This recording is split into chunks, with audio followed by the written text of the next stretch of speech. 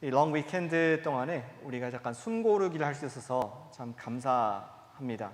주님께서 이렇게 우리 좀 돌아볼 수 있는 시간을 주셨습니다. 또 이렇게 좀 기간이 좀 길 때 약간 업무를 내려놓고 또 우리가 쉴 수 있을 때 하기에 좋은 질문이 하나 있다 생각합니다. 지금 나는 뭐를 위해 사나? 여러분들은 무엇을 목적으로 살고 계십니까? 우리 릭 워런 목사님의 목적이 이끄는 삶에 보면은 제임스 dobson이라는 유명한 우리 기독교 라디오 방송을 했던 제임스 dobson이라는 분의 이야기를 적고 있습니다. 제임스 dobson이 대학 시절 때니까 굉장히 오래였던 것 같습니다. 그분이 지금 80, 90 그렇게 되신 분이신데요. 그분이 대학생 때 대학교 이 테니스 선수로 출전을 했다고 합니다. 그리고 자기의 목표는 대학교에서 학교를 명예를 이렇게 올리는 트로피를 받는 것이 목표였습니다. 그런데 잘 쳐가지고 트로피를 탔어요. 그리고 졸업하기 전에 그 자기의 큰 트로피가 대학교 트로피 장식장에 이 로비에 딱 이렇게 올라가게 돼서 너무나 자랑스러웠다고 합니다. 그리고 이제 수년이 지났죠. 졸업하고 수년이 지났습니다. 그런데 어느 하루는 자기한테 소포가 도착했습니다. 소포를 뜯어보니까 거기에 자기 트로피가 들어있는 것입니다. 그리고 편지가 하나 써 있었습니다.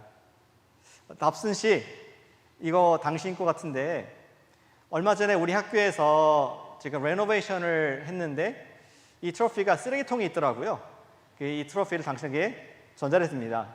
하고서는 충격을 받았다는 그러한 일화가 있습니다. 그리고 제임스 답슨은 나중에 그것을 관찰하면서 이렇게 글을 남겼습니다. 여러분 웃지만 얼마간 시간이 충분히 지난 뒤에는 당신의 삶의 모든 트로피들은 쓰레기통에서 누군가에서 버려질 것입니다. 그러한 이야기를 했습니다. 지금 어떤 트로피를 위해서 열심히 살고 계십니까? 지금 여러분들의 생각과 마음과 시간과 돈, 가족의 시간까지도 희생하면서 지금 전심전력하는 그 트로피의 유효 기간이 얼마나 되십니까? 사실은 하나님의 주시는 영원한 트로피에 비하면은 그것은 nothing. 거기에 비하면은 아무런 가치 있는 트로피가 없는 줄로 생각합니다. 그러나 사람들은 끊임없이 인생을 살 때에 무엇인가 좀 남기려고, 예수님 모르는 사람들도 무엇인가 남기려고 열심히 재산을 모으고, asset, equity 이런 것들을 이 땅에 남기려고 노력합니다. 어떤 분들은 업적을 남기려고 합니다. 내가 끝날 때, 인생을 마칠 때 내가 이 책, 이것을 내가 썼더라, 레가시를 남겨놓으라, 이러한 마음으로 사는, 목표를 가지고 사는 분들도 계시더라고요. 또 어떤 분들은 자녀를 내가 훌륭하게 키워서 나는 떠나지만 내 자녀들이 계속 잘 살 수 있도록 자녀를 훌륭하게 남기겠다, 그러한 목표를 갖고 계시는 분들도 계실 줄로 압니다. 그러나 우리에게는 영원한 목표가 필요합니다. 우리는 이 세상 살고 끝날 존재가 아니라 우리가 평생 내 인생을 걸 만한 그런 목표가 필요하다는 것이죠. 언젠가는 우리가 마지막 숨을 쉴 텐데 그때의 내 베드사이드에서 마지막 숨을 쉬면서 It was worth it. 내 인생을 참 가치 있게 살았노라 라고 할 만큼, 그리고 정말 남았다, 쓰레기통에 들어갈 트로피가 아니라 영원한 트로피를 남겼노라 라고 말할 수 있는 사람은 참으로 그 결말이, 인생이 복된 줄로 믿습니다. 주님께서는 우리에게 영원한 트로피가 하나 있다고 말씀해 주십니다. 그것은 영원 구원입니다. 썩지 않을 하늘나라에서 다시 보게 될 여러분들의 영적 트로피, 누군가에게 복음을 증거하여서 그분이 하늘나라에 계시다면 주님 앞에서 자랑할 저와 여러분들의 트로피인 줄로 믿습니다. 작년 올해 팬데믹 지나면서 우리 여러 가정들 중에서 부모님이 돌아가신 경우들이 있었습니다. 그리고 참 감사하게 여러분들이 끝까지 포기하지 않고 어머니를 위해서 기도했고 아버지의 구원을 위해서 기도했고, 또 정말 의식이 있을 때 찾아가가지고 복음을 들어서 어쩌면 그 아버님, 그 어머니께서 지금 하늘에서 내려다보면서 그렇게 말씀할지 모르겠습니다. 딸아, 고맙다. 내가 성도가 되게 해줘서 고맙다. 아들아, 정말 고맙다. 포기하지 않았어요. 내가 예수를 싫어하고 믿지 않았지만 끝까지 예수님의 복음을 내 귀에 들려줘서 고맙다. 그렇게 성도가 여러분들을 부모님이, 어머님이, 아버님이 보실 줄로 생각합니다. 그러한 투자는 가치 있지 않습니까? 사랑하는 여러분, 오늘 말씀의 제목은 복음을 위해서 산다는 것이 어떠한 것인가. 우리 좀 4th of July 마음이 조금 여유로울 때 그러한 중요한 질문을 하길 원합니다. 복음을 위해 산다는 것이 어떠한 모습일까? 한번 예수님 믿고 내가 영생 받았으니 편안히 살자, 그러한 것이 아니고 everyday 라이프 스타일로서 복음을 위해서 내가 매일 산다는 것은 어떠한 모습인가 알려주십시오 라고 바울 선생님에게 우리가 묻고 싶은 것이 로마서 12장의 질문입니다. 오늘 본문에서 바울은 두 가지를 얘기합니다. 복음으로 사는 인생은 어떤 모습입니까? 첫 번째는 이것입니다. 주님께 온전히 드려진 인생입니다. 같이 해주시면 감사하겠습니다. 주님께 온전히 드린 인생이다. 주님께 온전히 드린 인생이다. 좀 풀어내겠습니다. 12절 1절에 이렇게 말을 떼고 있습니다. 바울이 1절, 그러므로 형제들아 내가 하나님의 모든 자비하심으로 너희를 권하노니, 이런 느낌인 것 같아요. 지금 하나님의 모든 자비하심, 하나님의 선하신 하나님의 선물, 하나님의 날 불쌍히 여기신 그것을 바탕으로 너희를 권면한다. 왜 갑자기 그런 얘기를 할까요? 1장부터 8장까지 우리가 얼마나 그 하나님의 진노에 있었지만 하나님의 아들, 딸의 권세를 성령으로 말미암아 얻게 되는지, 누구든지 예수 그리스도 안에 있으면 정죄함이 없나니 사망의 법에서 성령의 법이 우리를 해방했다. 그러한 기쁜 은혜가 있습니다. 나의 아이덴티티는 주님 안에서 발견되었습니다. 9장부터 11장 보니까 하나님의 사랑이 얼마나 그 큰지, 집 나간 형인 이스라엘까지도 끝내는 구원하리라 라는 강한 메시지로 확신을 주고 예언의 메시지로 11장이 끝났습니다. 하나님의 모든 자비하심을 바탕으로 이 모든 복음의 안에 있는 사랑, 하나님의 끊을 수 없는 너를 향한 사랑으로 권하노니, 얘기하고 싶은 것은 now what? 그러한 사랑의 소유자로서 우리가 어떻게 살아야 할까? 이것을 얘기하고자 하는 것이 1절부터 오늘 16장까지 로마서 후반부의 이야기가 되는 것입니다. 그 중에서 첫 번째로 복음으로 사는 사람은 이런 모습이다 라고 첫 번째로 보여주는 것이 우리 읽었던 본문의 말씀인 것이죠.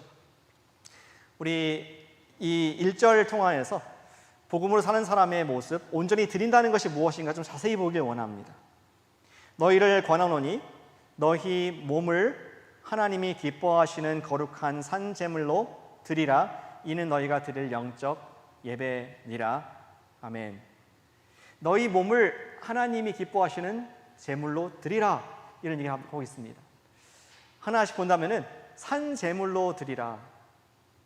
제물은 목사님 구약에 다 죽었던데요. 그리고 제사장이 피를 따고 내장을 빼고 다 죽었지 않습니까? 근데 산 제물이라고 얘기하고 있습니다. Old Testament 아니라 New Testament, 복음을 받은 우리는 예수님의 생명을 이식받은 부활하신 예수님, 지금 살아계신 예수님과 같이 살아있는 그러한 daily life로서 구원이 옛날 끝난 것 한 번 경험이 아니라 지금도 ing로 지속되는 그 구원, 그 복음의 생명을 가진 산 제물이다. 그리고 드리라 그랬는데 너희 몸을 하나님께 드리라고 말씀하고 있습니다. 몸을 드린다는 건 무슨 뜻일까요? 그것은 우리의 전체를 다 드린다는 뜻입니다. 우리 현장 예배에 오신 분들이 계신데요, 또 집에서 계신 분들 계시고, 여기 현장 예배 오신 분들 중에서 여기 오긴 왔는데 팔만 온 분 계시면 손 들어보시기 바랍니다. 내 팔은 왔다, 다리는 딴 데 있다. 아니면 내 발은 왔는데 손이 안 왔다, 몸은 왔는데 머리가 안 왔다. 아니죠. 몸은 100% 출석, 내 전체가 오게 되는 것이죠. 마음은 결국은 오게 됩니다. 여러 가지 빙빙 돌다가 여기도 오시는 축복의 길을 소망합니다. 우리가 몸을 드린다는 것은 내 100% 전체를 온전히 드린다는 의미를 사도 바울은 가지고 복음으로 사는 사람의 모습을 기록하고 있습니다. 바울은 거기서 멈추지 않고 좀 더 구체적으로 몸을 드린다는 게 무슨 뜻이냐, 좀 추상적이다. 몸을 불살라가지고 선교 가란 소리냐, 이제 다 우리 아프리카 가라 소리냐, 중남미 가라 소리냐, 뭐 그럴 수도 있고요. 그런데 바울은 우리에게 우리 자신을 드린다는 것이 구체적으로 우리의 마음을, 우리의 생각을 100% 주님께 드리는 자가 복음으로 사는 사람인 것을 말씀해 주고 있습니다. 어떻게 아냐고요? 2절을 보시면 압니다. 2절에서 말하기를 너희는 이 세대를 본받지 말고 오직 뉴스, 마음을, 헬라어로 뉴스입니다. 마음을 새롭게 함으로 변화를 받아 하나님의 뜻을 분별하라. 우리의 생각이 하나님의 생각과 일치되도록 얘기합니다.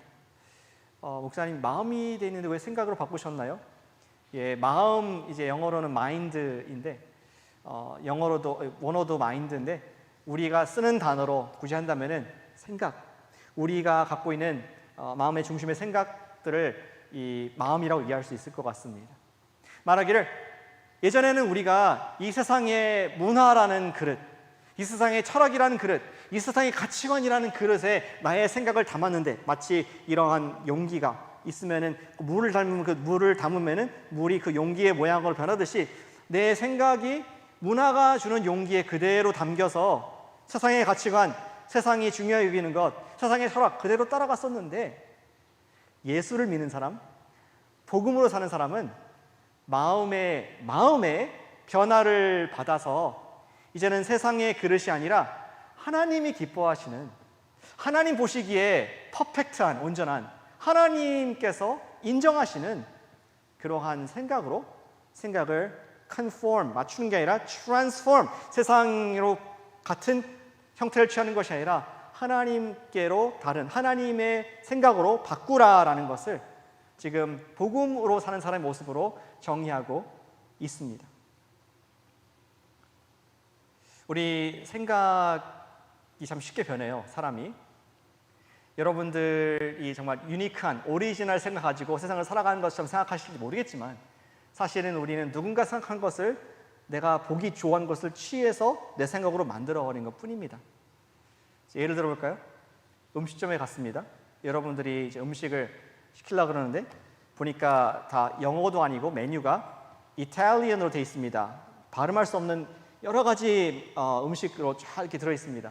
겨우겨우 해독해가지고, 여러분들이 그 영어로 된 걸 읽으면서 소고기구나, 이거 오징어구나, 이거는 새우구나 하면서 겨우 하나 골랐습니다. 그리고 웨이트레스가 묻습니다. 뭐 먹을래? 상냥하게 묻겠죠. 뭐 드실래요? 하겠죠?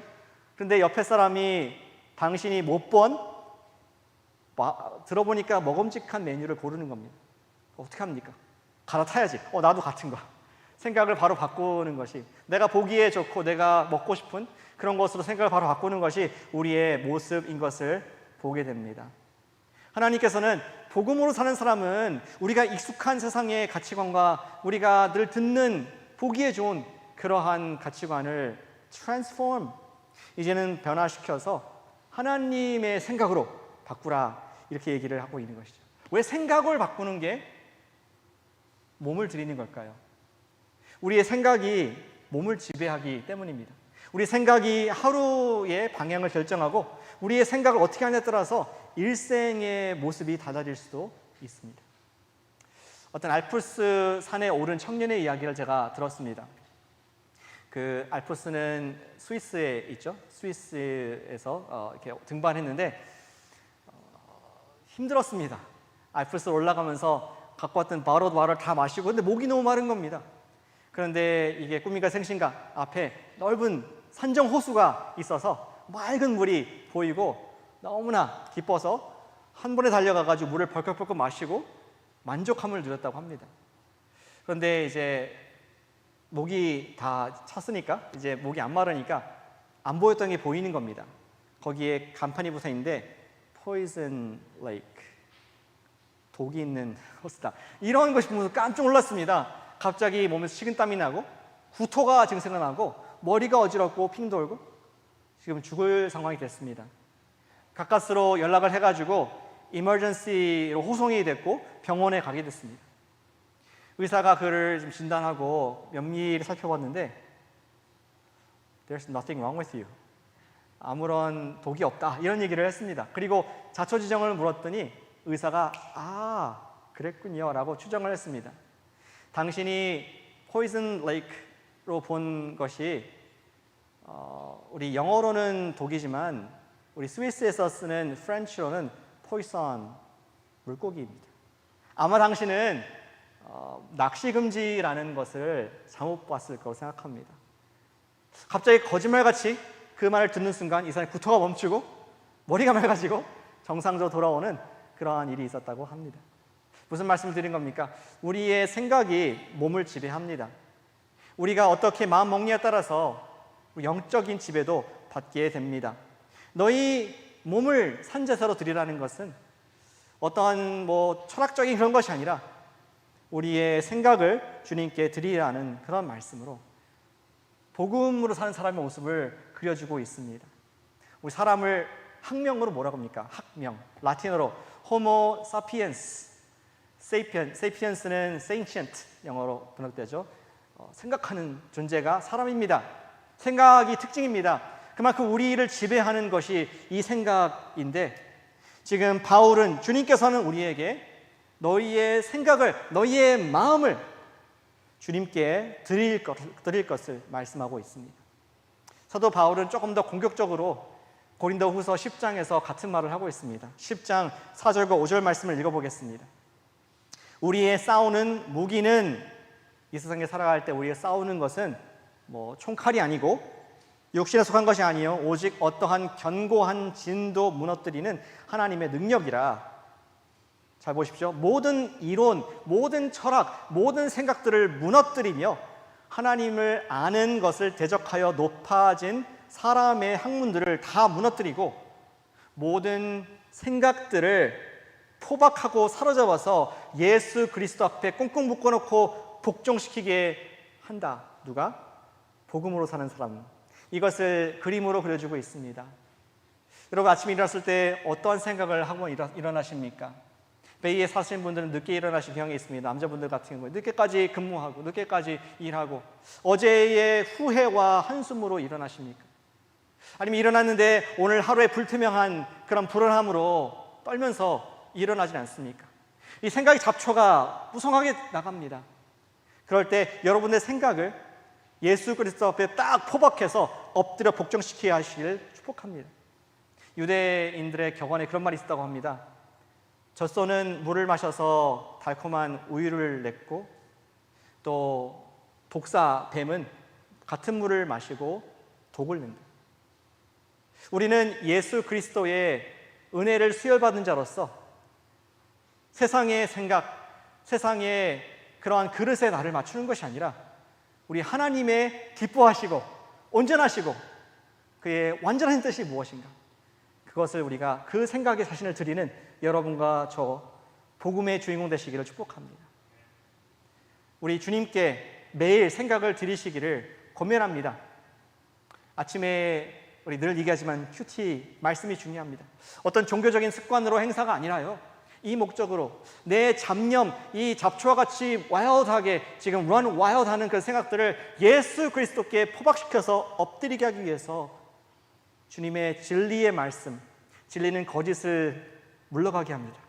빛이 어둠을 싹 가시게 하듯이 주님의 진리, 있지도 않은 거짓말, 사탄의 거짓말이 아니라 주님의 말씀으로, 성령님의 음성으로 나를 채우고 그 음성이 나를 복종시킬 때에 우리는 예수님이 주님이 되신 하나님의 그 거룩한 뜻대로 살게 될 줄로 믿습니다.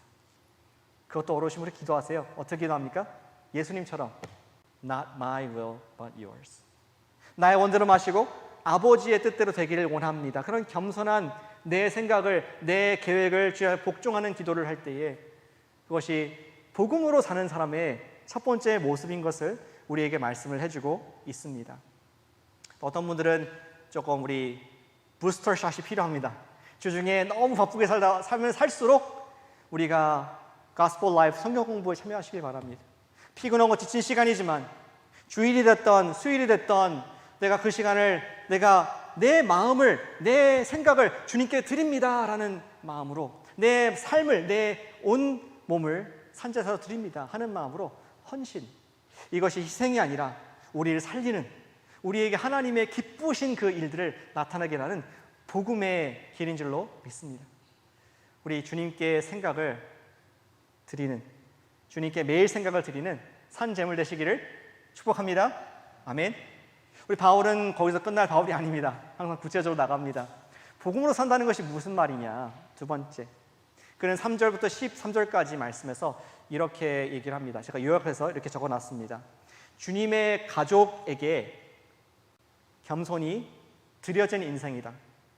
우리의 복음의 삶이 하나님께 생각을 드린 것이라면, 하나님께 생각을 드린 것이라면, 이제는 내 자신의 섬김을 하나님의 가족, 교회에게 드리는 것이 복음을 살아가는 삶이다. 이상하다. 내가 만약에 바울이었으면은 복음으로 사는 사람의 모습을 나가 전도해야지. 너희는 땅끝까지 이르러 전도하리라. 예수님과 같이 그런 말씀할 것 같은데 바로 선교 나가야지. 어디 웨이스트 타임에서 하고 있어. 빨리 나가. 준비해서 제자 훈련, 선교, 전도 이렇게 쓸 것 같은데 바울은 12장 우리 실천의 가장 중요한 부분에서 그렇게 얘기하지 않고 주님의 가족에게 겸손히 드려진 인생이 복음적인 삶이다 말씀하고 있습니다. 영어로 하면은 Give your humble service to God's family. 우리의 생각을 주님께 드리고 우리의 서비스를, 봉사를 주님의 몸에, 교회에게 드릴 때에 그것이 내가 갈 수 없는 복음적인 그런 영원한 트로피를 남기는 길이다라는 영적 진리를 우리에게 말씀해 주고 있습니다. 설명해 드리겠습니다. 먼저 바울은 3절에서 이렇게 적고 있습니다. 내게 주신 은혜로 말미암아. 우리 1절과 비슷하게 시작하네요. 1절에서도 내가 하나님의 모든 자비하심으로 권한다, 형제들아 했는데, 내게 주신 은혜, 하나님의 그 복음 안에 있는 그 기쁨과 내 확신과 능력, 끊을 수 없는 절대적인 사랑, 그 선물로 말미암아 너희에게 바울이 말한다, 적용을 하기 원한다. 복음으로 사는 사람들의 모습이다, 이렇게 얘기합니다. 그러면서 첫 번째로 하는 말이 마땅히 생각할 그 이상의 생각을 품지 말고 주님께서 각자에게 나눠주신 믿음의 분량대로 지혜롭게 생각하라. 이러한 이야기를 합니다. 지금 여러 가지 여기 이야기가 들어있는데요. 일단은 지금 각 사람에게 나누어 주셨다. 여기 계신 우리 크리스천들이시면은 하나님께서 선물을 다 individually 아마존 쇼핑에서 기프트가 오듯이 여러분들이 선물을 받았다는 것입니다. 한 분 한 분이. 그런데 그 선물의 분량만큼 우리가 서로를 섬기는 것이 마땅하다. 마땅히 그 선물 분량만큼 우리가 섬기는 것이 복음으로 사는 사람의 모습이다 얘기를 하고 있습니다. 그리고 구체적인 선물들의 리스트, 종합적이지는 않지만 몇 가지를 예를 들고 있습니다. 5절부터 8절에 나와 있죠. 예언, 하나님 말씀을 대언하는 그러한 선물을 주는 분도 있습니다. 또 섬김의 은사가 있습니다. 어떤 분들은 잘 섬겨요. 그 하트가 너무나 이쁘고 다른 사람 섬기는 걸 좋아하는 사람들이 있습니다. 가르치는 은사, 가스펠 라이프 교사님들, 우리 자녀들 교사님들. 또 어떤 분들은 위로하는 은사가 있습니다.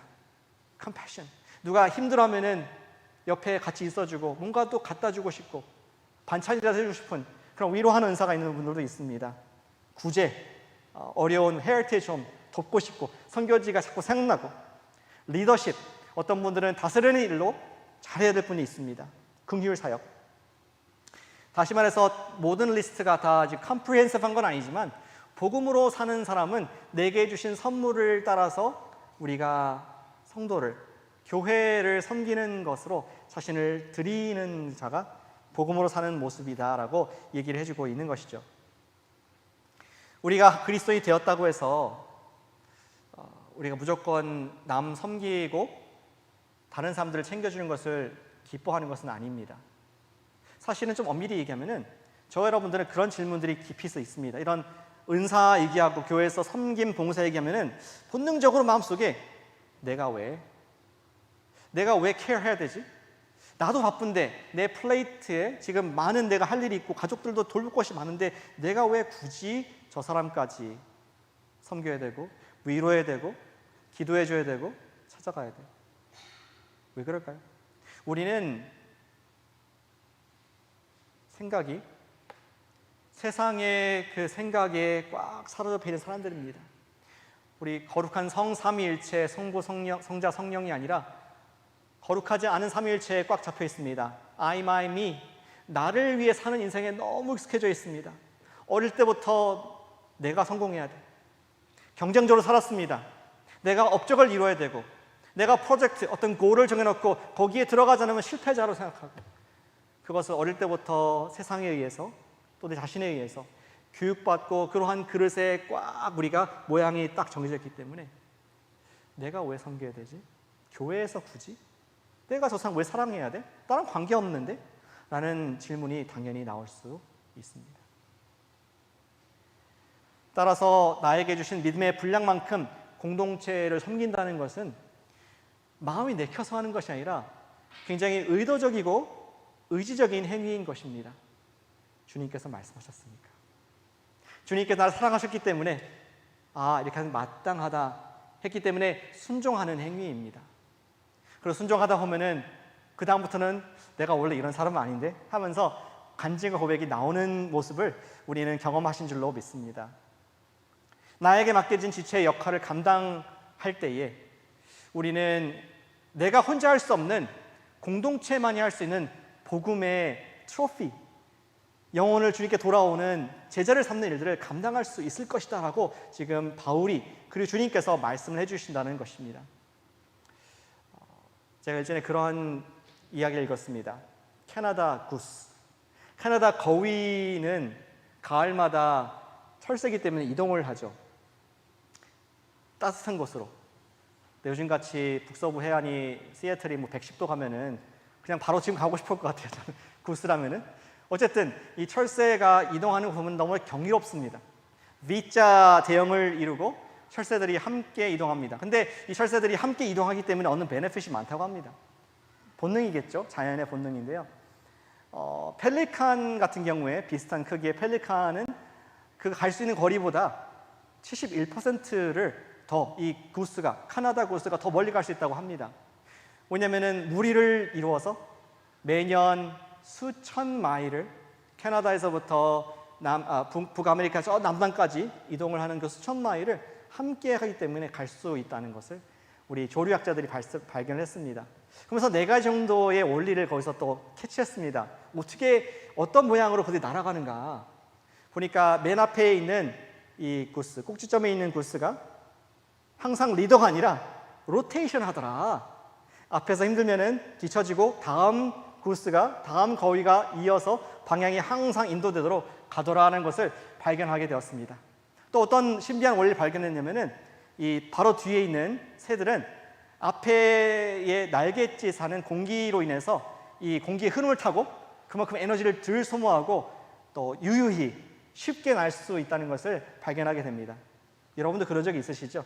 자동차 언덕을 올라가는데 바로 뒷차에 딱 있으면은 그 공기 저항을 덜 받는 그런 모습과 같다고 생각합니다. 또 3번째 원리를 발견했는데 한 거위가 다치거나 피곤해서 낙오가 되는 경우가 있습니다.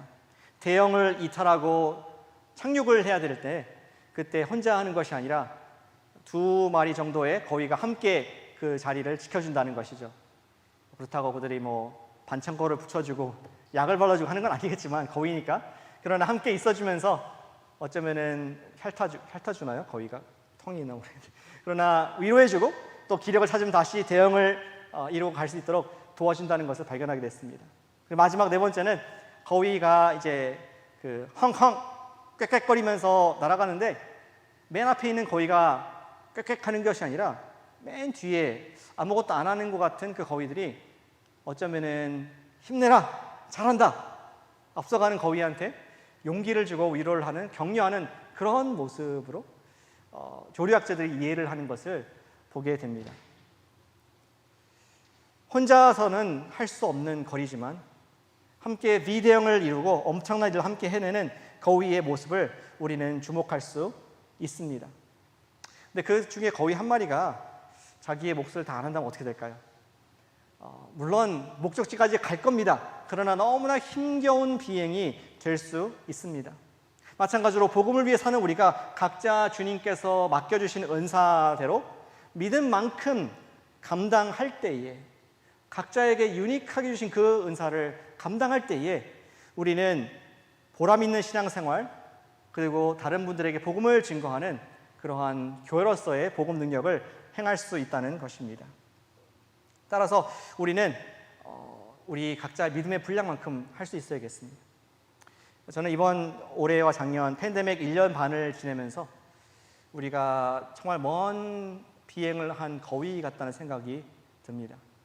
작년 이맘때 여러분들 아무도 교회를 못 나오셨을 때 이렇게 고독하기 힘들게 방송했던 거위들이 있습니다. 거위들 힘들어서 지쳐가지고 방송하고, 또 어떤 분들은 와서 찬양팀으로 반주를 하고, 어떤 분들은 방송을 위해서 돕는 그러한 외로운 거위들이 있었습니다. 유튜브로 막 열심히 연구해가지고 어떻게 하는 건가 막 피규어하고 그런 분들이 있었습니다.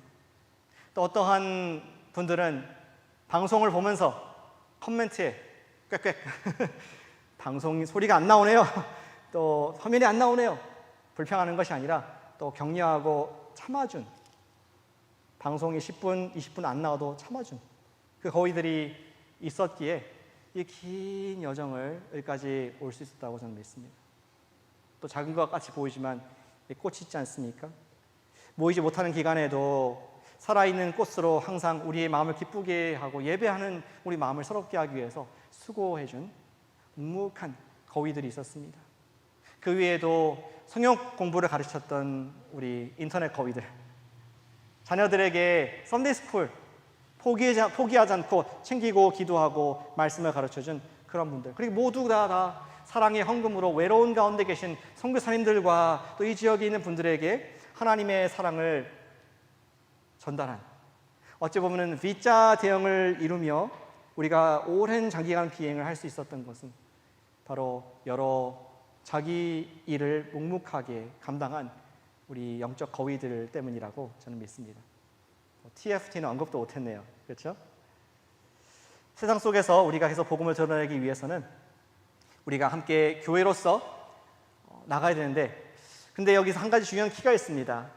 우리가 어떻게 계속해서 자신을 섬김에 드릴 수 있을까? 내키지 않는데, 마음의 동기가 안 되는데 에너지가 필요합니다. 성경에서 어떤 에너지를 마무리합니까? 바울은 10절 이하에서 이렇게 말씀하고 있습니다. 형제를 사랑하여 서로 우애하고 존경하라. 먼저 하라. 영어로 보면은 outdo yourself. 경쟁적으로 섬겨라. 이렇게 얘기를 하고 있습니다. 그리고 11절에 부지런하고 열심히 품고 주를 섬기고, 13절에 성도들의 쓸 것을 공급하며 손 대접하기를 힘쓰라. 사랑의 힘으로 하라는 것입니다. 어떤 우리 회사의 부품과 같이 너는 그 역할을 한 사람이다, 잡이다, 이것이 아니라 우리는 계속 주님께 받은 그 은혜대로 형제를 통해서 받는 그 격려를 따라서만이 우리는 계속 자신을 주님의 몸에게, 거룩한 교회에게, 지체를 위해서 드릴 수 있다는 것입니다. 3절 다시 보시길 바랍니다. 3절 이렇게 적고 있습니다. 내게 주신 은혜로 말미암아. 6절에 나와 있습니다. 우리에게 주신 은혜대로 받은 은사. 우리가 은사를 사용할 수 있는 것은 억지로 누가 시켜서가 아니라, 물론 예수님께서도 명령하셨지만 내가 은혜가 있을 때, 주님께부터 받은 사랑이 있을 때 감당할 수 있습니다. 저는 이 말씀을 우리 열심히 봉사하시는 분들한테 위로의 말씀으로 드리는 겁니다. 어떤 분들은 너무나 많이 섬기다가 지치는 경우가 있습니다. 왜 그럴까요? 본인의 은혜의 분량을 초과했기 때문입니다. 내가 여기까지 줄 수 있어서 처음에 섬기고 봉사하고 헌신했는데 이게 하다 보니까 나의 열심도 들어가고 사람 눈치도 보여지고 또 내가 없으면 안 될 것 같은 생각에 하다 보니까 나중에는 고갈되고 피폐하고 쓴 마음이 드는, 마치 자동차의 타이어를 그 스레드가 마모가 되면 갈아줘야 되는데 계속 달려서 나중에는 그 쇠로 된 중심까지 드러나는 위험한 상황, 갈리는, 삐걱거리는, 쓴마음이 나는 그런 모습이 될 수 있음을 이 말씀에서 받게 됩니다. 그래서 나의 역할 이상으로 다른 사람들을 섬길 때에 공동체를 별로 섬기지 않는 사람들에 대해서 손가락질이 가고 또 마음이 상할 수 있습니다.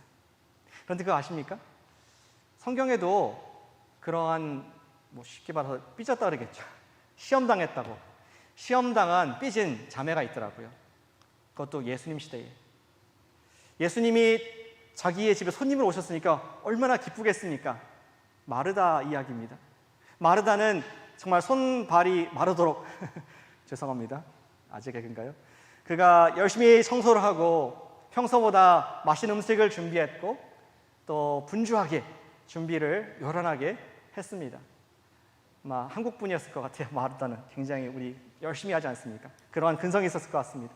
그런데 정말 기쁨으로 섬기고 있었는데 갑자기 저길 보니까 마음에 너무 낙심이 되는 겁니다. 자기의 여동생 마리아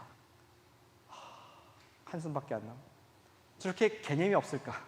언니는 이렇게 예수님을 지극정성 섬기기 위해서 이렇게 동분서주로 달려가고 있는데 쟤는 저렇게 느긋하게 게으르게 예수님과 채팅만 하고 있을까 하면서 마음이 많이 힘듭니다. 마르다는 예수님께 나아가죠. 예수님 앞에서 마리아를 막 꾸짖을 수는 없고 예수님 하면서 입이 삐죽 나온 상태에서 낙심된 마음을 불평하는 마음을 가지고 좀 도와달라 그러세요. 마리아도 돕게 해주세요. 그럴 때 예수님께서는 한 가지 말씀으로 우리 마르다에게 그리고 우리들에게 처방을 주십니다. 누가복음 10장에 있는 말씀입니다. 10장 41절, 42절 말씀이 이렇게 적혀 있습니다. 42절 말씀이네요. 예수님께서 마르다에게 말씀하시기를 몇 가지만 하든지 혹은 한 가지만이라도 족하니라. 아멘, 할렐루야. 몇 가지가 아니라 한 가지만 족하다. 너에게 주신 그 믿음의 분량만큼, 너에게 주신 그 은사의 사랑의 깊이만큼 한 가지만 족하고 나머지는 let go 하라는 것이 예수님의 저와 여러분들 향한 위로의 말씀인 줄로 믿습니다. 우리 교회에서 열심히 봉사하시는 분들 한 가지만 하세요. 아멘. 한 가지만 하시길 바랍니다. 여러분 없어도 잘 돌아갑니다. 저한테 하는 소리입니다. 잘 돌아가니까 10가지 하지 마십시오. 박을색. 그렇게 말씀을 주님께서 하고 계십니다. 왜냐하면 우리가 주님을 사랑해서 기쁨으로 섬기는 것 이상으로 넘쳐서 섬기게 되면은 우리는 복음의 진보가 되는 것이 아니라 복음의 암덩어리가 될 수 있음을 경고로 받기를 원합니다. 기쁨이 아니라 쓴마음으로 다른 사람을 정죄하고 판단하고 복음 전파에 방해가 되는 것을 우리는 경험한 줄로 생각합니다. 주님께서 주신 은혜의 분량만큼 형제를 사랑하고 섬기는 것이 바로 복음적인 삶입니다. 또 이면도 있겠죠. 한 가지도 안 하는 분도 계시지 않습니까? 그런 분들은 한 가지만 섬기시기를 축복합니다. 우리가 역할을 감당하는 그러한 영적인 거위가 되기를 축복합니다. 복음은 우리가 이러한 사랑을 하는 것이 너무나 중요합니다. 사도 바울이 여러 가지 말을 했지만 오늘 이런 느낌인 것 같습니다. 복음으로 산다는 것, 복음을 드러내는 삶을 산다는 것은 먼저는 내 마음 중심이 예수 그리스도께 날마다 각자가 refresh, 살아있는 산재물로 ing 매일매일 주님께 복종시키는 것이고 그러한 하나님께 주시는 새로운 힘을 가지고 서로를 돌아보아서 내가 맡겨진 나의 날개짓 한번 하는 것. 근데 그것이 어떻게 복음을 위해서 쓰임받을까요? 하나님의 방법은, 우리 방법은 나가서 막 하고 싶은데 뭔가 하나님 방법은 They will be known by their love. 예수님께서 요한복음 13장 34절 35절에서 말씀하신 것처럼 저들이 서로 사랑할 때에 그들이 The world will know that they are my disciples. 새 계명을 너에게 주노니 서로 사랑하라. 내가 너희를 사랑한 것 같이 너희도 서로 사랑하라. 너희가 서로 사랑하면 이로써 모든 사람이 너희가 내 제자인 줄 알리라. 아멘. 우리 요즘 계절에 차를 구매하는 분들이 계시더라고요. 새 차. 여러분 딜러십에 갔다고 생각해 보시기 바랍니다. 어떤 딜러십 가가지고 어떤 브랜드 차를 사기 위해서 갔는데 거기 가면 아주 말이 유창한 세일즈맨을 만나게 될 것입니다. 그리고 항상 좀 더 좋은 거 사게 되는 것 같아요. 그렇지 않습니까? 내가 버짓이 있는데 설득이 당해서 귀가 얇아서 좀 더 업그레이드된 거를 사고 또 후회하는 아니 감사하는 그런 모습도 있을 수 있습니다. 그런데 한번 외판원의 모습 생각해 보시기 바랍니다. 그가 열심히 여러분들 설득하기 위해서 이쪽 파킹롯에 수많은 지금 새 차, brand new car, 여러 가지 스펙과 여러 가지 아름다운 듣지 못한 그러한 최신 기술을 이용한 당신은 you deserve it, 당신의 꼭 맞는 차입니다. 막 설득을 해서 거의 이제 사인을 할 때가 됐습니다. 그런데 우연찮게 이쪽 파킹롯에 보니까 여기는 스태프 파킹롯이에요. 직원들이 주차를 해놓은 곳입니다. 그런데 갑자기 든 생각이 우리 직원 차들 중에서는 이쪽 차 모델이 아무도 없네? 여러분 같으면은 이 외판을 말 듣고 사겠습니까? 지도 안 샀으면서 남 보고 사라고. 어쩌면은 주님께서는 그런 마음이신 것 같습니다.